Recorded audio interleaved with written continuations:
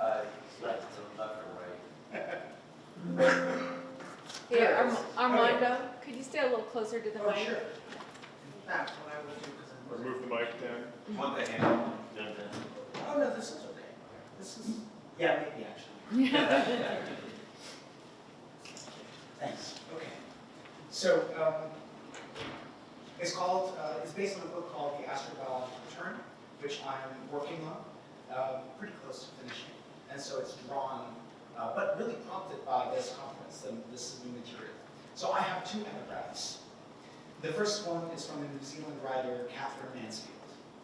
I still marvel at the richness of meaning within the words guest and host, with the guest as originally a host, a stranger, hospice, an enemy, a host as a guest, an army, a multitude of men, women, angels, planets, stars, a guest as a parasite sheltered in the host as a sacrifice, and ultimately a blessed food. I think astrobiology is in it. The second is from the French linguist Emile Benveniste. One group of words which refers to a well-established social phenomenon, hospitality. The concept of the guest. The basic term, the Latin hospice, is an ancient compound. An analysis of its component elements illuminates two distinct notions which finally link up. Hospice goes back to hostipets. I don't actually know how to say the S there. The second component alternates with hot, which signifies master, so that the literal sense of hospice is the guest master. This is a rather peculiar designation. Oh, I'm so sorry. I'll be better. Sorry, you should have yelled at me. Okay. All right, sorry. All right, I'm here now. Astrobiology is crowded with hosts. There we go. Okay. Stars host planets. There are planets hosting biospheres. In conceiving the present work, we considered whether it might be possible to use purely temporal data from an exoplanet to estimate its probability of hosting a biosphere. There's the universe as host. The solitude zone formalizes the range of emergence probabilities where it's statistically most plausible that the universe hosts exactly one life form of at least a given complexity level, while ensuring that such a life form is not implausibly rare.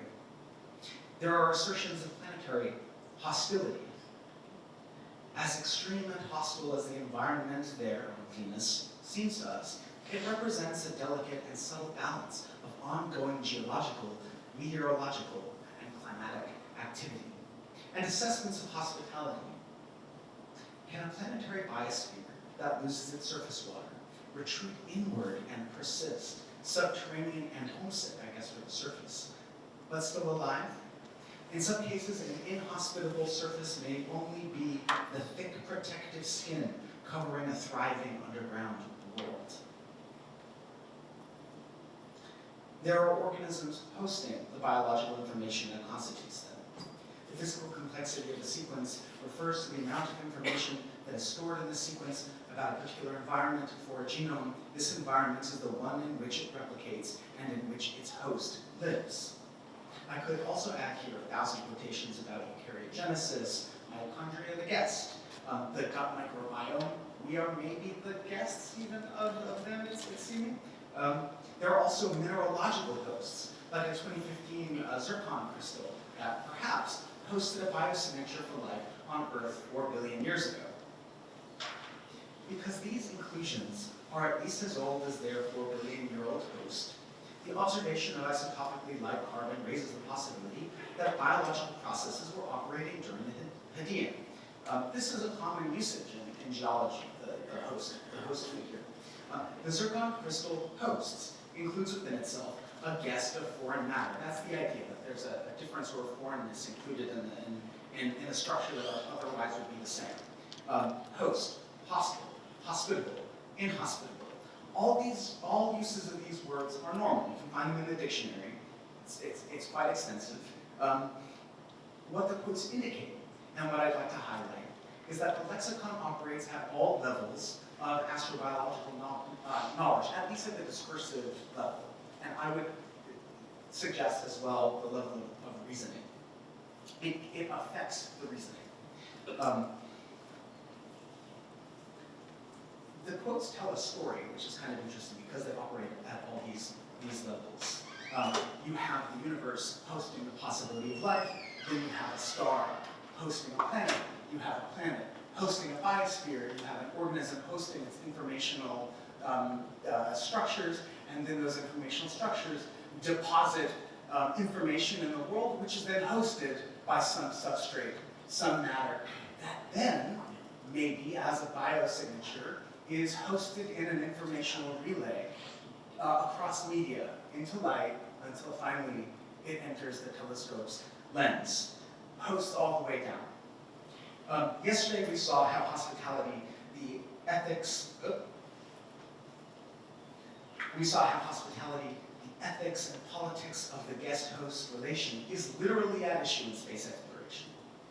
By contrast, aren't the examples I just gave, an extraterrestrial environment is hospitable or inhospitable, hostile or not, aren't these just anthropomorphic or personifying metaphors transferred from the domain of human and social political institutions like space exploration to the domain of a more or less neutral scientific inquiry, where they serve as synonyms for habitable, something more neutral?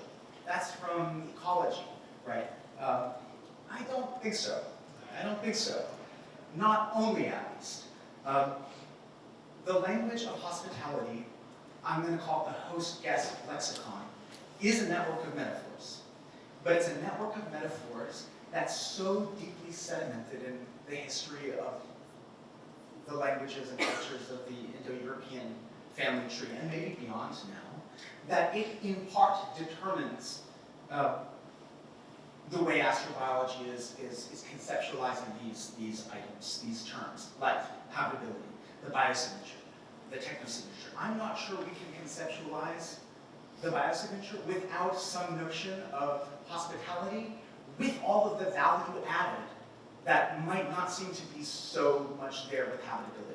And I would argue that habitability always has a little bit of hospitality mixed in there, contaminated in there.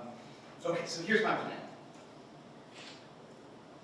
Depending upon how much time I've got. Okay, here's my plan. I'm going to unpack the pattern with a logic. It's not the logic you study in symbolic logic. It's like an organized pattern that you can track the contradictions within it. So it's a logic like that. I'm going to unpack the logic of hospitality's metaphorical network, drawing on the linguist and Benist's discussion of hospitality in his dictionary of Indo-European concepts in society. You just saw the epigraph. Then I'm going to examine, this is kind of an experiment.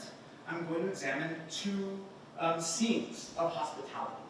And I'm going to invite everybody to see what of hospitality pops in those scenes, if anything. And I think these are astrobiological scenes of hospitality. In a sense, they're first contact.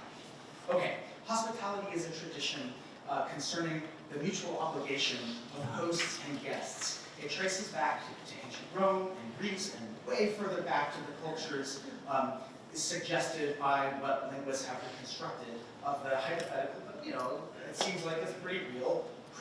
Did something, I heard something. No? Okay. It must be, I thought there was a slide. And further back to Proto-Indo-European through the comparative analysis of languages in the family.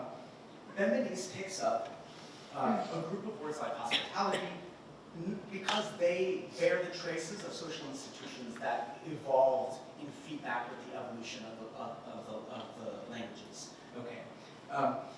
He discovers an etymological tension in its Latin form. I'm just going to repeat the epigraph that you saw. It's a good thing too, because I skipped it. One group of words refers to a well-established social phenomenon. Do you see it? You don't. Okay. Oh my God. One group of words refers to a well-established social phenomenon, hospitality, the concept of the guest. The basic term, the Latin hospice, is an ancient compound. An analysis of its component elements illuminates two distinct notions which finally link up. Hospice goes back to hospitals. The second compound, pet, alternates with pot, which signifies master. So that the literal sense of hospice is the guest master. Okay, it is peculiar. Ben-Denise analyzes pates, master, and then it goes on to hostis. The equivalent to pates in Sanskrit means master. In ancient Greek, husband and despot. The relation to words for power here is clear. Potentiality, potency, potentate. Okay. Meanwhile, in tracing even further back this kernel of power in hospitality, he locates a tiny trace by comparing across the lineages a notion of self-identity, so that you find compounds like the master himself, the master in self-identity, the master of the house, or even the very house is kind of the idea, if that makes sense. So there's a constellation that Ben-Denise, who's going kind of in a French intellectual direction here, there's a constellation that unifies power and the power of being oneself, the power of self-identity, of the master of the house. This will be the one who offers, in that capacity, hospitality and welcome. Then there's the guest. Stranger, enemy. Okay? And oh, that going ahead, sorry. Hostis is the one who repays my gift with a counter gift. That's where it ends up. Thus, like its counterpart, this is Ben-Denise, Gasts, obviously that's guest. Latin hostis at one point denoted the guest. The classical meaning of enemy must have developed when reciprocal relations of civitas to civitas. Because of this, Latin gets a new sense of guest, and we end up with this apparent contradiction, which according to him means like the power of hospitality itself or himself. So you have to imagine a kind of sovereign, masculine figure. It's very important. There's a lot of patriarchy and phallocentrism here. In its sovereignty, displaying its sovereignty by opening itself up to somebody else and saying, well, actually it's kind of, we recognize this. There are guys who like sort of in their masculine and powerful way invite you over and cook you dinner, right? It's like really, I think it really is a thing.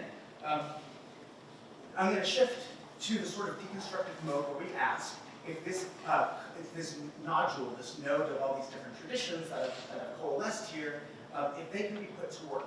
And telegraph and carry out what he does, and I think it's very interesting. What he does is he says, can we use this constellation of like a sovereignty defined by its welcoming of the other as a kind of lever to pressure sovereignty in its existence, particularly in immigration issues. And the answer, right, what we end up finding is a sort of paradox where, in order for the host to be the host, in this definition of the host, he has to welcome.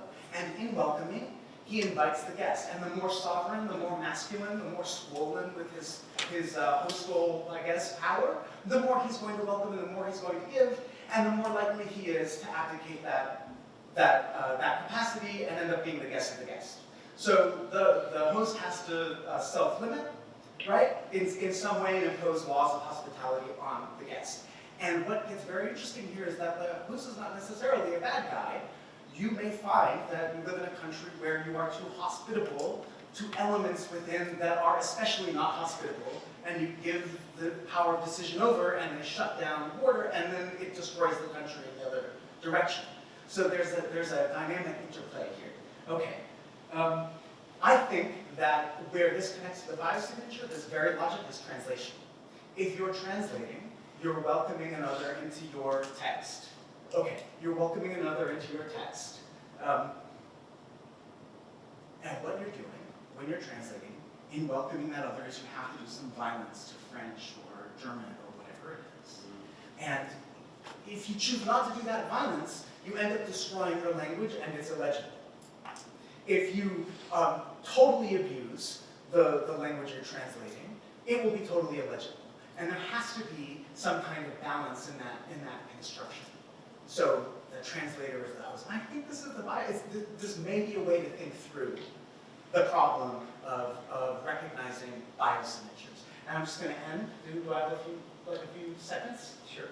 Okay, so if we were to move from this thought of like a guest-host translation back to the figure of the biosignature, we have these nested host guests, where the signature is a host inhabiting whatever substrate it is. It could be biosignature gases, it could be the like, right? And the question then is to examine the process of the transference of the guest signature from the variants, and then to be able to recognize that. And I think we might be able to talk about the Fermi paradox as like a function of being lousy hosts, even.